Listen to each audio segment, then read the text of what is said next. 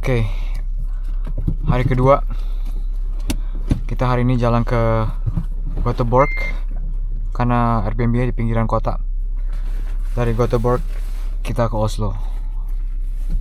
Tapi pertama-tama kita isi bensin dulu.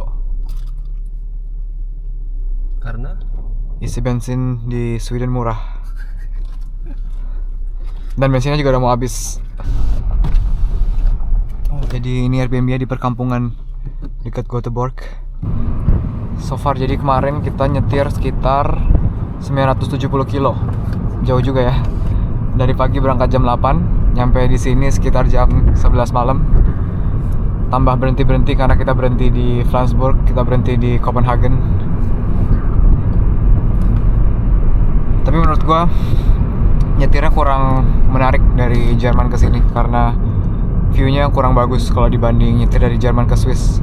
Kalau dari Jerman ke Swiss kita nyetirnya lewat gunung-gunung, banyak yang bisa dilihat, banyak bisa berhenti-berhenti foto-foto.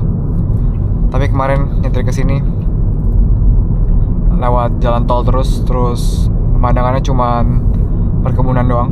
Jadi kurang menarik bisa dibilang. Tapi nggak apa-apa karena kita tujuan utamanya mau ke Norway, mau ke Oslo, mau ke Bergen, Stavanger, dan di sana harusnya jalan lebih bagus, ngelewatin bukit-bukit, ngelewatin gunung-gunung, ngelewatin fjord. Kalau kata orang-orang yang udah pernah ke Norway, mereka pada pengen balik lagi karena Norway sebagus itu. Jadi kita lihat besok kayak gimana Norway.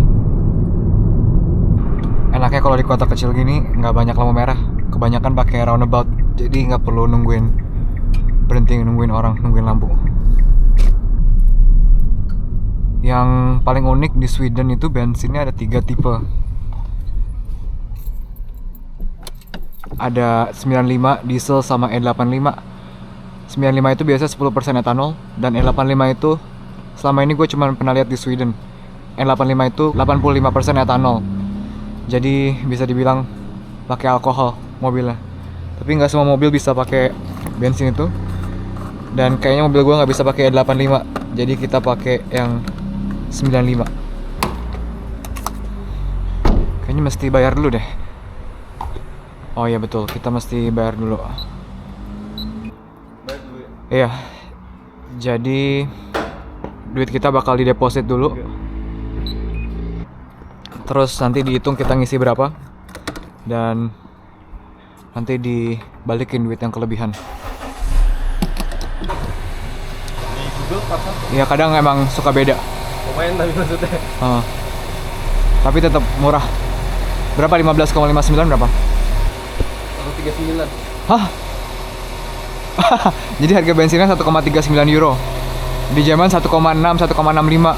Di Denmark 1,8. Jadi buat orang Denmark yang ke Norway, mereka bisa saving 40 sen per liter. Kalau ngisi full tank bisa beda 20 euro itu. Di Denmark sama di sini. Bisa bedanya hampir 400 ribu. Sama di Jerman beda 10 euro kalau ngisi penuh.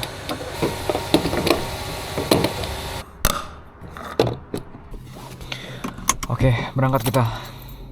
Setelah dihitung-hitung, isi full tank sekitar 58 euro. Biasanya kalau ngisi full tank di Jerman bisa 70 euro. Jadi beda harganya 12 euro. Hampir 200 ribu beda harganya ngisi di Jerman sama ngisi di Sweden.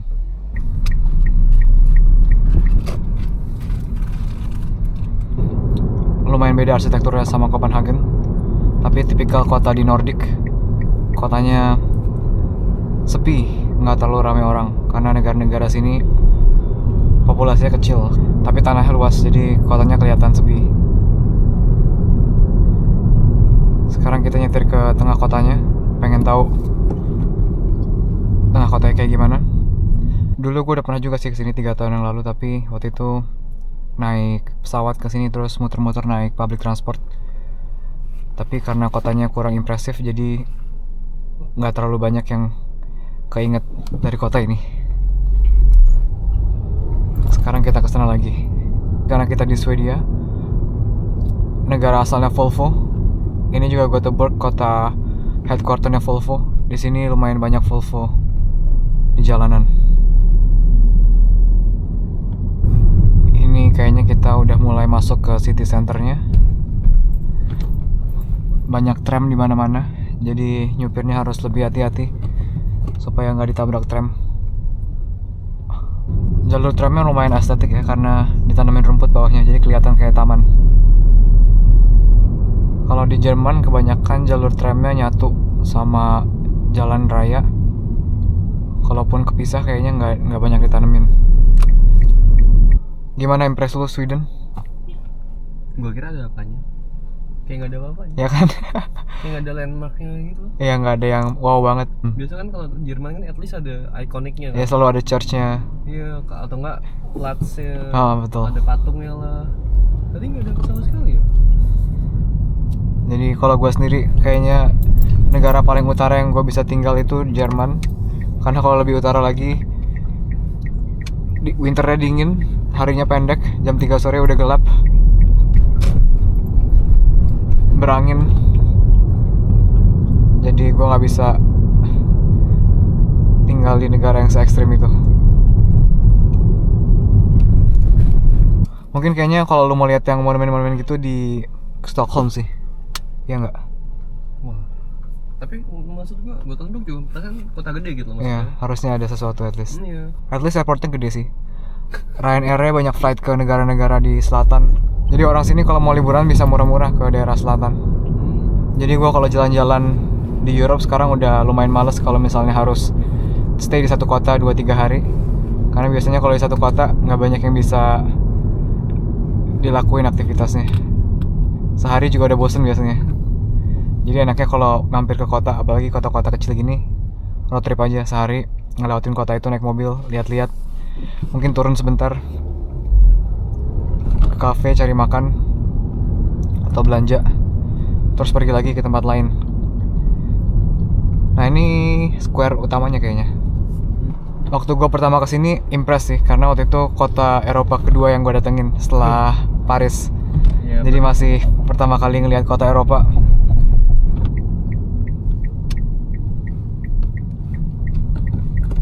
Kita sekarang nyobain jalan yang ada di pinggir lautnya, ada di pinggir pelabuhannya. Harusnya view-nya lumayan bagus dari jalan itu. Ini setahu gua ferry-ferry buat ke pulau-pulau kecil yang ada di sekitar Gothenburg ini. Banyak orang Gothenburg yang tinggal di daerah sana, tapi kerjanya di sini. Jadi mereka tiap hari commute naik ferry. Dan naiknya dari pelabuhan di situ. Dari tadi udah lihat banyak banget plat-plat Jerman di sini. Emang orang Jerman mainnya kemana-mana. Populasinya banyak, lokasi negara di tengah. Orang-orangnya pada punya banyak uang. Jadi mereka banyak road trip kemana-mana, dan kalau keluar negeri selalu bakal ketemu orang Jerman.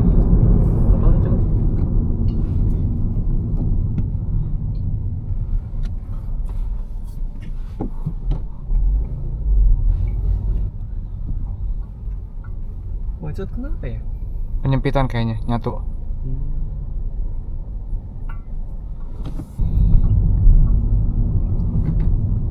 Gue kira tempat tinggal kuli. Sekarang kita ke jembatan buat ke sisi satunya lagi Gothenburg. Oke, let's see the bridge.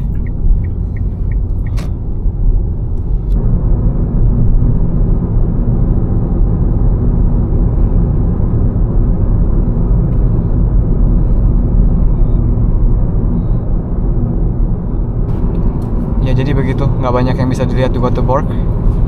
Dan sekarang kita langsung lanjut ke Oslo. Harusnya Oslo itu kota yang lebih menarik, karena itu capital city-nya Norway.